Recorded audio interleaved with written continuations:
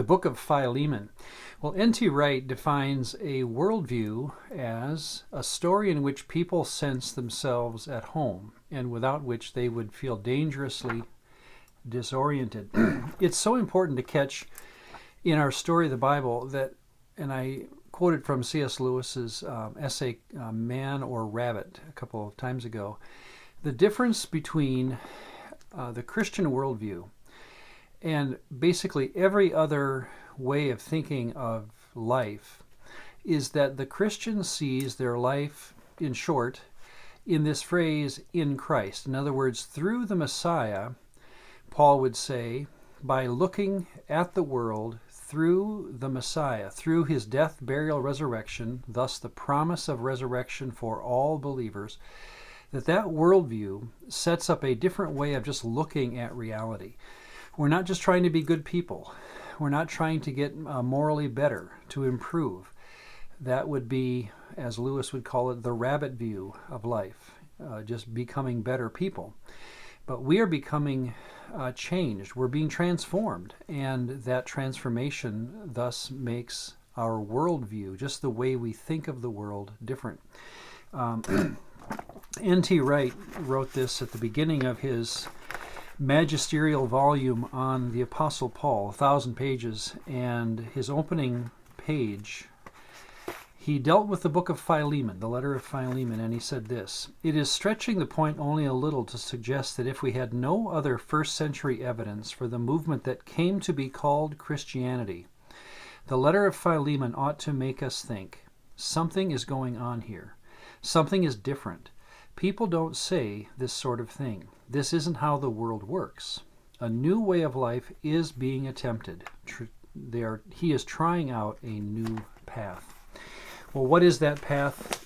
The book of Philemon is probably the best example we have in the Bible, in the New Testament for sure, of a personal letter. It's a letter from Paul to a man named Philemon. Of course, Paul now is our prisoner. He's the timing of the book of Philemon seems to be right on top of the book of Colossians. And Paul is in house arrest, either Acts 24 or Acts 28.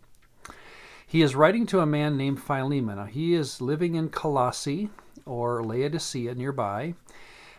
He's a Gentile, probably a wealthy Gentile, because he has a slave. And the story is clear enough that this much we can say with confidence, that one of his slaves, named Onesimus, stole from him, we're not sure what, but seems to have stolen from him, and then ran away. That slave, by God's providence, ran into Paul while he was in prison. And Paul was able to give him the story of Jesus, and this man becomes a believer. He becomes in Christ. And so Paul sees him as a brother, not just as a runaway slave, which would have been, of course, high treason in that day. Very dangerous to be found as a runaway slave. But he sees him now as a brother because of the Lord. And so now Paul writes to Philemon in hopes of gaining this man's way back, as it were. In this world, kind of like our world, we can't imagine slavery. The idea of owning someone is just onerous to us. But in this world, they couldn't imagine not having slaves. So let's not put the issue of slavery even on the table, because that's not part of the discussion here. But Paul wants to send Onesimus back to his rightful owner, that is Philemon.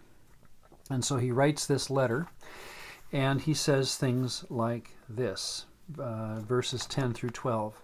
"I appeal to you for my son Onesimus, whom I have begotten while in my chains, who once was unprofitable to you, but now is profitable to you and to me. I am sending him back. You therefore receive him, that is, my own heart."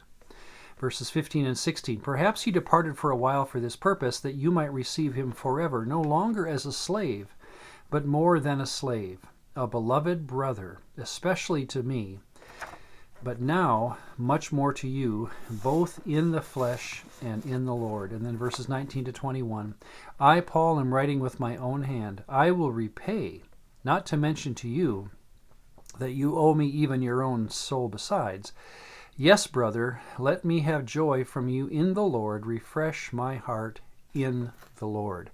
And so, again, what catches N.T. Wright as he, as I quoted to him, or quoted from him to you at the beginning, this is a kind of worldview that is stunning, where a person who has nothing to give except the services as a slave, Paul sees the world, again, under God, under Jesus.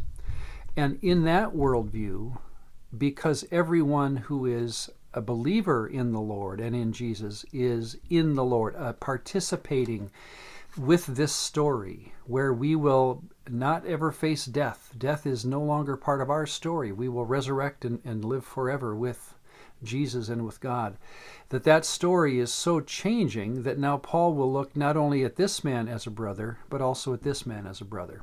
So this is probably the best example, again, of lived theology. Remember, we talked about Galatians 3, verse 28 a while back. There is neither Jew nor Greek. There is neither slave nor free.